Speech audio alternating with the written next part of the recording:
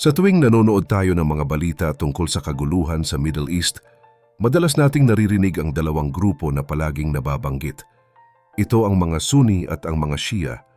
Pero bago natin husgahan ang sitwasyon sa kasalukuyan, kailangan muna nating balikan ang kasaysayan na nagsimula pa noong mahigit 1,000 taon na ang nakalipas. Ang alitang ito ay hindi lang basta tungkol sa relihiyon, kundi tungkol sa kapangyarihan, politika, at kung sino nga ba ang dapat na namuno matapos mawala ang kanilang pinakaimportanteng leader. Noong pumanaw ang propetang Muhammad noong taong 632, naiwan ang isang malaking bakante sa liderato na naging sanhi ng pagkakawatak-watak ng mga Muslim. Akalain niyo ba na ang isang desisyon sa loob ng isang maliit na pagtitipon ay magiging mitya ng isang hidwaan na tatagal hanggang sa ating panahon? Pero bago po ang lahat, baka pwedeng palike ang video na ito. Dahil napakalaking bagay na ito sa aming content creators at mangyaring mag-comment sa baba kung taga saang lugar ka para malaman namin saan umaabot ang ating mga video. Maraming salamat po. Upang tunay nating maintindihan ang ugat ng lahat, kailangan nating silipin ang mga kaganapan sa loob ng komunidad ng mga Muslim noong unang panahon. Noong nabubuhay pa ang propetang Muhammad, siya ang nagsilbing sentro ng lahat. Siya ang gabay sa aspetong espiritual at siya rin ang nagpapatakbo ng gobyerno sa mga bayan ng Mecca at Medina. Noong pumanaw siya, walang malinaw na tagubilin kung sino ang susunod na hahawak ng renda ng pamumuno. Ang mga Muslim noon ay binubuo ng dalawang pangkat. Ang mga Muhajirun na kasama niyang lumikas mula sa Mecca at ang mga Ansar na tumanggap sa kanila sa Medina. Habang ang pamilya ng propeta ay abala sa pag-aayos ng kanyang libing, nagkaroon ng biglaang pagtitipon ang ilang mga lider sa isang lugar na tinatawag na Saqifa. Sa pulong na ito, mabilis na nagdesisyon ang grupo nina Abu Bakr at Umar. Ang pananaw nila ay dapat piliin ang susunod na leader base sa kung sino ang pinakakwalipikado at may suporta ng nakararami. Dito nagsimula ang pundasyon ng mga Sunni. Ang salitang Sunni ay galing sa kahulugan na ang mga taong sumusunod sa tradisyon o gawin ng propeta. Para sa kanila, ang pagpili ng leader ay dapat idaan sa konsensus o pagkakaisa ng komunidad. Gayunpaman, hindi lahat ay sumang-ayon sa naging resulta ng pulong sa Saqifa. May isang grupo na naniniwala na ang pamumuno ay dapat manatili sa dugo at pamilya ng propeta. Ang tinutukoy nila ay si Ali, na pinsan at manugang ng propeta. Naniniwala sila na si Ali ang may banal na karapatan na mamuno dahil sa kanyang malapit na relasyon sa pamilya. Ang mga tagasuod na ito ni Ali ay tinawag na Shi'at Ali, na ang ibig sabihin ay mga kakampi ni Ali. At dito nagmula ang pangalang Shia. Kaya kung mapapansin ninyo, ang unang naging problema ay hindi tungkol sa kung paano magdasal, kundi tungkol sa kung sino ang dapat na nasa trono. Lumipas ang mga taon at nagkaroon ng sunod-sunod na leader o mga khalifa. Unang naupo si Abu Bakr, sumunod si Umar at pangatlo si Uthman. Bagamat naging maayos ang paglawak ng teritoryo ng Islam, unti-unting lumabas ang mga reklamo. Noong panahon ni Uthman, marami ang nagalit dahil ang mga posisyon sa gobyerno ay ibinigay niya sa kanyang sariling mga kamag-anak mula sa angkan ng Umayyad. Ang galit na ito ay nauwi sa isang malagim na pangyayari kung saan pinaslang si Uthman sa loob mismo ng kanyang tahanan. Dahil sa kaguluhang ito, si Ali na sa wakas ang nahalal bilang pang-apat na khalifa. Bagamat gustong iwasan ni Ali ang malaking gulo, ang desisyon niyang huwag munang parusahan ang mga pumatay kay Uthman ay naging mitya ng mas malalang away. Dahil dito, tuluyang tumanggi si Muawiyah na sumunod sa liderato ni Ali at dito na nagsimula ang isang madugong digmaan sa pagitan ng dalawang panig. Sinubukan nilang mag-usap para sana matigil ang patayan, pero sa halip na kapayapaan, lalo lang gumulo ang lahat.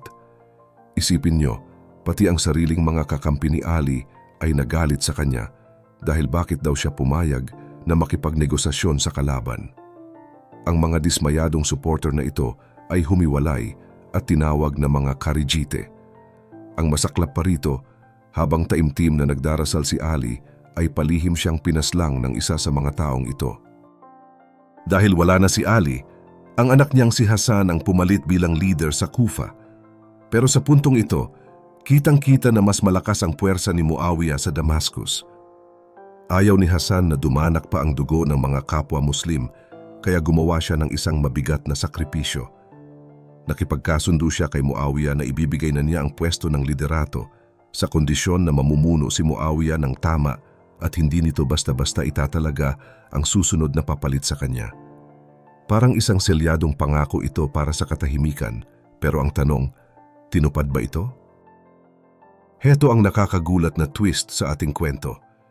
Hindi sinunod ni Muawiyah ang kanilang usapan. Nang malapit na siyang pumanaw, imbes na hayaan ang komunidad na pumili, ang sarili niyang anak na si Yazid ang itinalaga niyang susunod na lider. Sobrang nagalit ang maraming Muslim dahil ang liderato ay hindi naman isang kaharian na ipinapasa lang sa anak. Para sa kanila, ang pagiging leader ay dapat pinagkakasunduan ng buong grupo o ng ummah at hindi parang mana sa pamilya. Dito na pumasok sa eksena ang kapatid ni Hasan na si Hussein.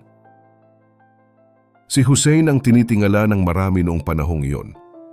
Nang maupo si Yazid, hiningi nito ang katapatan ni Hussein, pero matapang siyang tumanggi. Alam ni Hussein na delikado ang kanyang buhay kaya lumipat muna siya sa Mecca. Habang nandoon siya, nakatanggap siya ng napakaraming sulat mula sa mga tao sa Kufa. Nagmamakaawa sila na pumunta siya roon para pamunuan sila at patalsikin si Yazid na itinuturing nilang hindi karapat-dapat. Dahil sa pag-asang maibabalik ang tamang sistema, nagpasya si Hussein na maglakbay patungong Kufa kasama ang kanyang buong pamilya, kabilang ang mga bata at kababaihan. Ngunit tila may mga mata at tainga ang kalaban sa bawat sulok. Nalaman ni Yazid ang planong ito, kaya bago pa man makarating si Hussein, ay pinalitan na ni Yazid ang gobernador sa Kufa at tinakot o nilinis ang lahat ng mga taga-suporta ni Hussein doon. Isipin niyo ang kaba at panganib na susuungin ni Hussein at ng kanyang pamilya habang naglalakbay sa gitna ng disyerto nang hindi nila alam na ang inaasahan nilang tulong ay wala na pala. Ano kaya ang gagawin ni Hussein kapag nalaman niyang napapaligiran na siya ng mga sundalong handang pumatay sa kanya? Isipin niyo ang bigat ng sitwasyon ni Hussein. Habang naglalakbay sila, bigla silang hinarang ng mga sundalo ni Yazid sa isang tuyong lugar na tinatawag na Karbala. Dito na nagsimula ang isa sa pinakamalungkot na bahagi ng kasaysayan. Ang grupo ni Hussein ay binubuo lang ng mahigit 70 katao, kasama na ang kanyang pamilya at maliliit na bata. Sa kabilang banda, ang hukbo ni Yazid ay umaabot sa 4,000 sundalo. Napakalayo ng laban pero hindi sumuko si Hussein. Hiningian siya ng katapatan kapalit ng kanilang kalayaan, pero mas pinili niyang manindigan sa kanyang prinsipyo kahit pa pinigilan silang makakuha ng tubig sa gitna ng matinding init ng disyerto. Noong Oktubre 10, taong 680, sumiklab ang isang madugong labanan. Dahil sa sobrang dami ng kalaban, isa-isang napatay ang mga kasamahan ni Hussein, pati na ang kanyang mga anak, kapatid at mga pamangkin. Sa huli, mismong si Hussein ay pinaslang din. Ang pangyayaring ito ang naging huling mitya na tuluyang naghiwalay sa landas ng mga Sunni at mga Shia. Ang simpleng pagtatalo noon tungkol sa kung sino ang dapat mamuno ay naging isang malalim na sugat na hanggang ngayon ay hindi pa rin naghihilom. Sa paglipas ng mga dantaon, ang pagkakahating ito ay lumalim pa dahil sa mga magkakaibang paniniwala at tradisyon na nabuo sa bawat panig. Hanggang sa kasalukuyan, ang hidwaang Sunni at Shia ay malaki pa rin ang papel sa takbo ng politika at buhay ng mga tao sa Middle East. Bagamat may iba pang maliliit na grupo sa loob ng Islam, ang dalawang ito ang pinakamalaki at pinakaprominente na madalas nating nababalitaan. Aminado ako na hindi madaling ikwento ang paksang ito dahil napakasensitibo nito. Ang layunin natin ay magbigay ng malinaw na impormasyon ng walang kinikilingan upang mas maintindihan nating lahat ang pinagmulan ng mga balitang napapanood natin. Sa dulo ng lahat, makikita natin na ang kasaysayan ay puno ng mga desisyong nakapagpabago sa mundo. Para sa inyo, posible pa kaya na magkaroon ng tunay na pagkakaisa ang dalawang panig sa kabila ng ganito kabigat na nakaraan? O sadyang ang mga sugat ng kasaysayan ay bahagi na talaga ng pagkakakilanlan ng bawat isa?